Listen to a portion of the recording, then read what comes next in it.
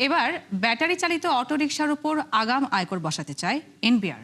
City corporation, পৌরসভা ও union পর্যায়ে যা হতে পারে 1 থেকে সর্বোচ্চ 3,000 টাকা, যার মাধ্যমে 2,000 কোটি টাকা রাজস্ব আয়ের পাশাপাশি নতুন 15 লাখ ব্যক্তিকে কর জালে আনতে চায় সংস্থাটি। এমন উদ্যোগকে ইতিবাচক হিসেবে দেখছেন বিশেষজ্ঞরা। বলছেন, রাজস্ব আয় বাড়াতে নতুন উৎস হতে পারে এই খাত।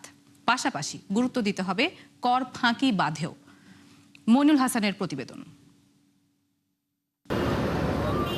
14টি ব্যাটারি চালিত রিকশার মালিক তেজগাঁওয়ের বাসিন্দা রেজাউল করিম। রিকশা প্রতি দৈনিক ভাড়া পান 400 টাকা করে। বিদ্যুৎ, রক্ষণাবেক্ষণ আর মেরামতের ব্যয় মিটিয়ে তার মাসিক আয় লাখ টাকার উপরে। সেই হিসেবে বছরে ছাড়ায় 12 লাখ টাকা। তবে করযোগ্য আয় থাকার পরও নেই জালের আওতায়। কুরবারে হাফ জমা আর এমনি জমা এসে ডেলি 400 টাকা, কারেন্ট বিল দিয়ে 100 টাকা, মাসে 6-700 টাকা, 6-7 হাজার টাকা থাকলি উনতেন খরচা মরচা দিয়ে মনে হয় যে 3-4 হাজার টাকা থাকে। রাজস্ব আয় আর আওতা বাড়াতে এবার প্রথমবারের মতো ব্যাটারি চালিত অটোরিকশার উপর আগাম আয়কর বসাতে চায় এনবিআর। সিটি কর্পোরেশনে রিকশা প্রতি 3,000 টাকা, পৌরসভায় 2,000 আর ইউনিয়ন পর্যায়ে যা হতে পারে 1,000 টাকা। আর এই খাত থেকে মোট আয়ের লক্ষ্য 2,000 কোটি টাকা। অনুমোদন পেলেই যা কার্যকর হতে পারে নতুন বাজেটে। সরকার যে 3,000 টাকা নিতে চায়, এটাকে কিভাবে দেখেন? এটা যদি সরকার দেওয়া লাগবে, ব্যবসায়ী দেওয়া লাগবে না, এটার আমাদের প্রতিবাদ করার কিছু নাই। সরকার যেটা নেয় তা আমাদের জন্য খারাপ। কি গাড়ির বুকে নিরাপত্তা হইলো, অবৈধ থাকলো না, আমাদের গাড়ি অবৈধ থাকলো না। সরকার যদি ট্যাক্স নেয় তারা ভালো, সমস্যা নেই।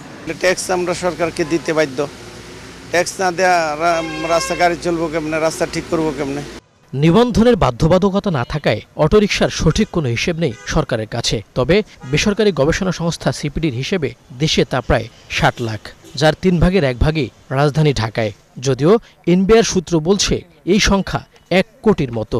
ঢাকায় নীতিমালা তৈরির মাধ্যমে এসব রিকশাকে নিবন্ধনের আওতায় এনে এই উদ্যোগ বাস্তবায়নের লক্ষ্য জাতীয় রাজস্ব বোর্ডের।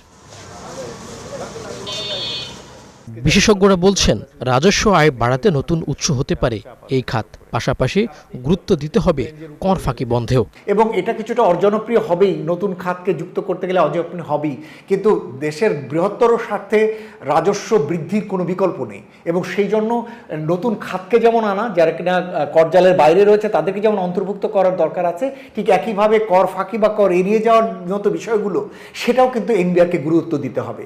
তবে সামগ্রিকভাবে আমরা আবার একটা জিনিস মনে করি, সেটা হলো কর ন্যায্যতা, যেটা আমাদের দেশে এখন পর্যন্ত উপযুক্তভাবে দেখা হয়নি। এদিকে সিসি ভেদে 2,000 থেকে সর্বোচ্চ 5,000 টাকা পর্যন্ত মোটরসাইকেলের উপর আগাম আয়কর বসানোর প্রস্তাব নাকচ করে দিয়েছেন প্রধানমন্ত্রী। তবে বিশেষজ্ঞরা বলছেন, বিলাসী পণ্য হিসেবে উচ্চ সিসির মোটরসাইকেলে কর বসালে বাড়বে আয় ও পরিধি। আমরা মনে করি যে এক্ষেত্রে 140-এর উপরে থেকে, এবং একটা ক্যাটাগরি একটা স্ল্যাব, এবং 165-র উপর আরেকটা স্ল্যাব, এই দুটো স্ল্যাবে এনবিআর নতুন করে কর আরোপের সিদ্ধান্ত নিতে পারে। এবারে 9,38,000 কোটি টাকার বিলাসী এক বাজেট দিতে যাচ্ছে বিএনপি সরকার, যেখানে এনবিআরের রাজস্ব আদায়ের লক্ষ্যমাত্রা হতে পারে 6,04,000 কোটি টাকা। যদিও নতুন খাত খোঁজার বিকল্প নেই সরকারের হাতে। মইনুল হাসান, 71, ঢাকা।